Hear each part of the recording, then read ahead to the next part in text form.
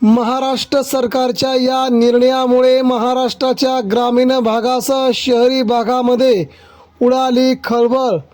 अखेर मित्रांनो, एस टीचा सगळ्यात मोठा निर्णय, एस टी महामंडळाच्या एका निर्णयामुळे राज्यातील जवळजवळ 1.5 कोटी जनतेला बसला सगळ्यात मोठा फटका।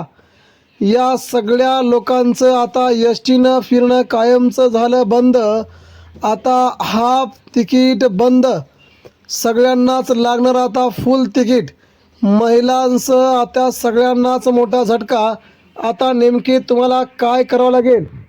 महाराष्ट्र सरकारने गेल्या 2 वर्षापूर्वी महाराष्ट्रामध्ये महिलांसाठी 60 वर्षाच्या वरील नागरिकांसाठी हाफ तिकीटची सगळ्यात मोठी घोषणा केली होती। महिला देखील या योजनेचा पुरेपूर फायदा घेत होत्या। राज्यातील जवळजवळ 1.5 ते 2 कोटी महिला हाफ तिकिटामध्ये संपूर्ण महाराष्ट्रभर फिरत होत्या। मात्र आता सरकारने या नियमामध्ये सगळ्यात मोठा निर्णय बदलला असून आता सगळ्यांचंच फिरणं कायमचं बंद केलं आहे। म्हणजे त्यांचं आता हाफ तिकीट नव्हे तर फुल तिकीट घेण्यास सुरुवात केली असल्या कारणाने आता मात्र सरकारने देखील महिलांचे आणि सगळ्याच नागरिकांचे दाबे दणाणून सोडले आहेत। आता फुल तिकीट तुम्हाला द्यावं लागणार।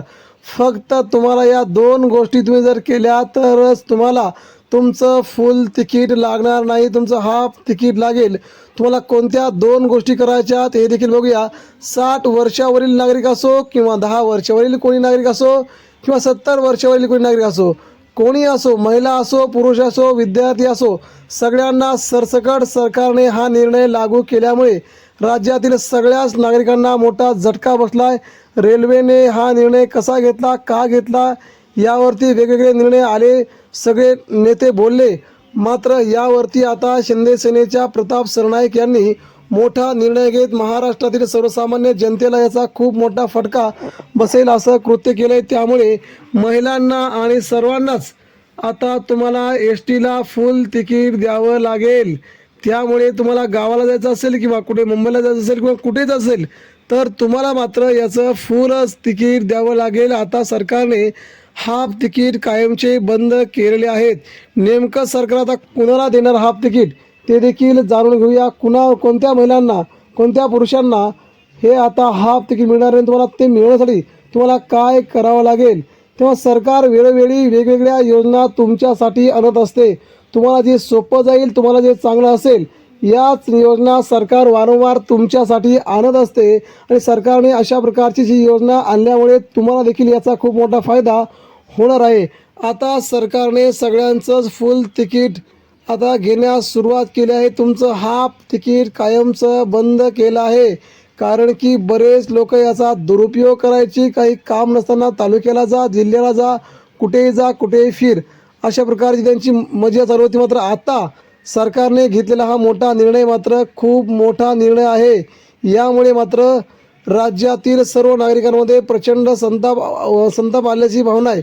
परंतु आता तुम्हाला काय करायचं आहे, तुम्हाला NMC कार्ड काढून घ्यायचं आहे। NMC कार्ड जर तुमच्याकडे नसेल तर तुम्हाला मात्र फुलच तिकीट द्यावं लागेल। मग तुम्ही तुमच्या गावाला जा किंवा कुठे जा, मित्राच्या गावाला जा, मैत्रिणीच्या गावाला जा किंवा कुठे जा, तुम्हाला फुल तिकीट द्यावं लागेल। आता NMC कार्ड म्हणजे काय? NMC कार्ड काढण्यासाठी तुम्हाला तुमचं स्वतःचं आधार कार्ड हवं आहे। आधार कार्ड असल्याच्या नंतर तुम्हाला तुमच्याकडे मोबाईल नंबर हवा आहे।